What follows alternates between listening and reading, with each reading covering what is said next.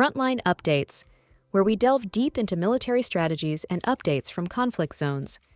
Today, we're discussing the progress of the ongoing special military operation as of December 7th, 2024. I'm your host, Sharifa Muhammad MGT. I'm Colonel A.C. Oguntoye, an infantry officer. West Group of Forces secured advantageous positions and overcame Ukrainian forces, including mechanized and airborne brigades, and several locations like Grigorovka and Kupiansk.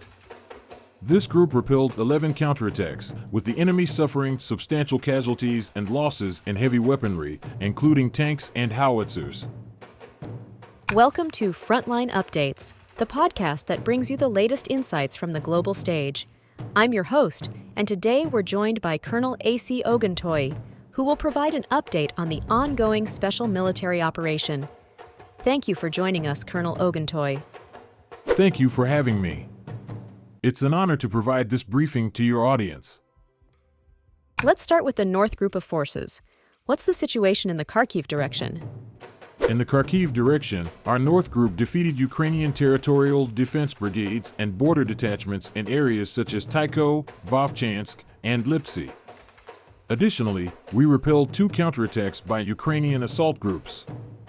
The enemy's losses included 60 servicemen, an infantry fighting vehicle, 2 vehicles, and 3 D-30 howitzers. How did these developments shape the broader operational landscape?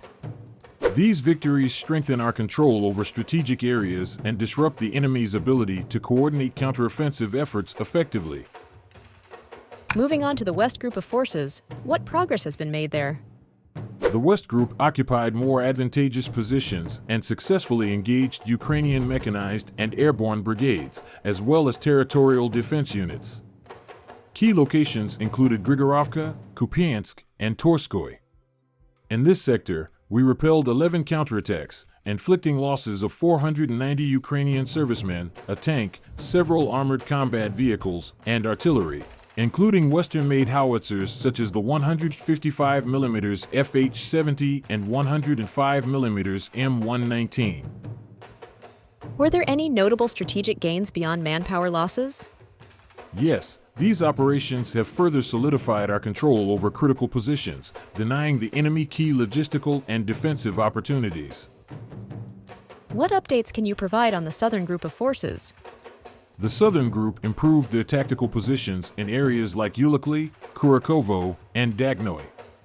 They successfully repelled 2 counterattacks, causing losses of 325 Ukrainian servicemen, vehicles, and advanced artillery, including a U.S.-made 155mm M777 howitzer. Gradually, reports are coming in that the southern pocket near Kurakovo is practically finished. Some pockets of resistance remain, but the trend of the Ukrainian army surrendering the area has already taken shape.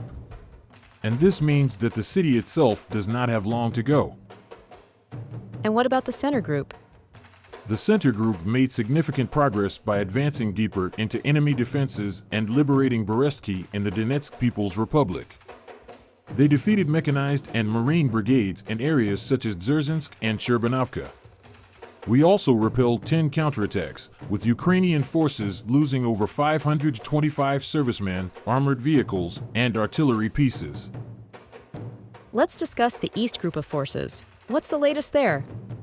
The East Group secured more advantageous positions and engaged Ukrainian mechanized, territorial defense, and National Guard brigades in areas like Konstantinopol and Novocheretovotoy. The group repelled 3 counterattacks, with Ukrainian losses reaching 100 servicemen, along with advanced self-propelled artillery units like the 155mm Bogdana. And how has the DNEPR group contributed? The Dnipro Group inflicted significant losses on Ukrainian forces in the Zaporizhia and Kherson regions. Ukrainian casualties included over 60 servicemen, infantry fighting vehicles, and a counterbattery station.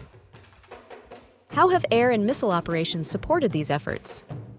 Our operational tactical aviation, UAV strikes, missile forces, and artillery have targeted energy facilities, military-industrial infrastructure, and enemy concentrations in 142 districts.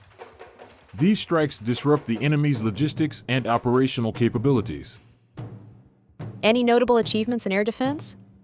Yes, our air defense systems intercepted 26 unmanned aerial vehicles, showcasing our ability to neutralize aerial threats effectively.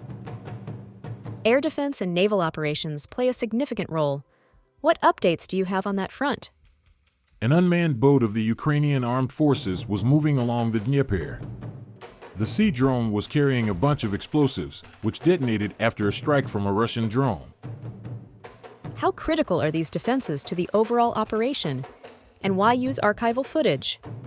These defenses are essential for neutralizing threats and ensuring the safety of our forces and strategic assets.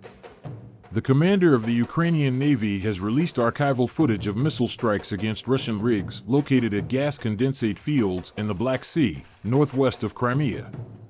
The enemy intended to use these facilities to install repeaters and serve as transit points for their operations along our coast.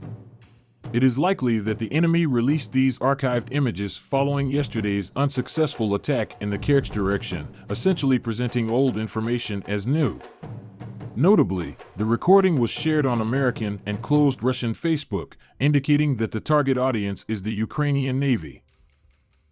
Let's discuss the Kursk region. What's the situation there? In the Kursk region, the North Group defeated Ukrainian formations, including mechanized, airborne, and marine brigades, across several settlements like Agronom, Viktorovka, and Sverdlikovo. Over the past 24 hours, Ukrainian losses amounted to more than 380 servicemen, along with various military vehicles and equipment. The North Group of troops advanced in the area of the settlement of Novoivanovka with heavy fighting.